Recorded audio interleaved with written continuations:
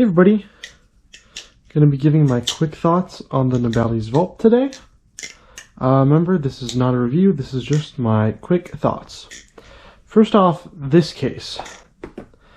This hard shell case that they send you with the Vulp is honestly pretty cool. I'm impressed with it. It holds up to 3 balisongs, and then you have two little pockets here. They give you lube and Loctite, and then they give you little bite handle indicators in there, but obviously you can use the space for whatever. There is oil on the outside of that is for sure. But yeah, it fits up to 3 balisongs. I will say sometimes you have to kind of press into this foam a little bit. I don't know if you guys can see the divots here from having balisongs in there. And that's not like massive balisongs or anything. That's literally from the Vulp Pro. It doesn't fit in its own case, but we'll get to that. But I like the case. I think it's pretty good. Moving on to the Vulp Pro. I mentioned that the Vulp Pro doesn't really fit in the case that it comes with. And that is for what I hope is a good reason. And that is that the closed handle gap on the Vulp Pro, this first drop, is bigger than Nabalis was expecting. I assumed they wanted something more like this, but it's actually out here. So they said that they're going to fix that in the future drops, so I assume in future drops this balisong will fit perfectly into its case. Although even then, I imagine it might be a bit of a tight fit, but we'll see. In terms of the flipping, I really do enjoy the flipping of the Vulp Pro. I think it really is a step up from the Vulp. But I kind of do want to talk about just how much of a step up is the Vulp Pro. Well, we start with the standard Vulp from Will and Nabalis.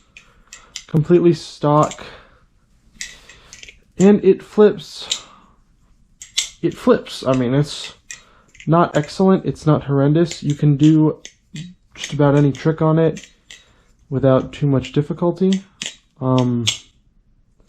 Yeah, it's a fairly okay balisong.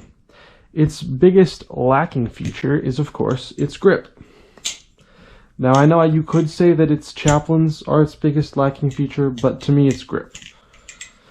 Because you can kind of get it to chaplain the way you want, a little bit, but the grip on it is just not very good. Of course, you can upgrade your Vulp with zippy inserts, and that definitely steps up the flipping performance of the Vulp, and it even gives it some better chaplain capabilities by adding more weight into that blade. However, this doesn't fix the biggest issue the Vulp has, because the biggest issue that it has is grip. So, while I will say the zippy inserts are great, if you have a Vulp, I would highly recommend you get them. But they're only going to affect the balance. You're still going to have the issues of the just lack of grip on these handles. But then we go to the Vulp Pro. And how does the Vulp Pro do? Well, the Vulp Pro has incredible grip. They have completely fixed any grip issues. So we went from okay flipping, bad grip, good flipping, bad grip, to great grip, and they changed the balance and improved the flipping. It flips even better. I'm not very good with this hand, but you get the idea. They've managed to upgrade the flipping and the grip. And I think they did it in a way that just looks really cool. And it is quite innovative. The Vulp Pro is one of 2 balisongs that I know of that has this integrated G10. And while yes, they're not the first ones to do it, and Will even says he was inspired by the Cygnus, I believe, But still, you have to admit that not a lot of people are doing it. And the way that they did it isn't just really a carbon copy of the Cygnus. And as Will says, the Vulp Pro is the first balisong with this 3D G10 where it wraps all the way around the balisong. So it does get points for that. Another difference they made, I don't think you'll be able to see it on camera. Well, maybe. They changed the anodization from this like bead blast to a satin finish. And the satin finish within itself just provides a lot more grip than the bead blast did. So that is also helping with the grip. Along with the G10, which is exactly right where it needs to be. And in places where you don't need it, it's not there. It's not in your way. It's great. In terms of the quality of the G10, I think it's pretty good quality.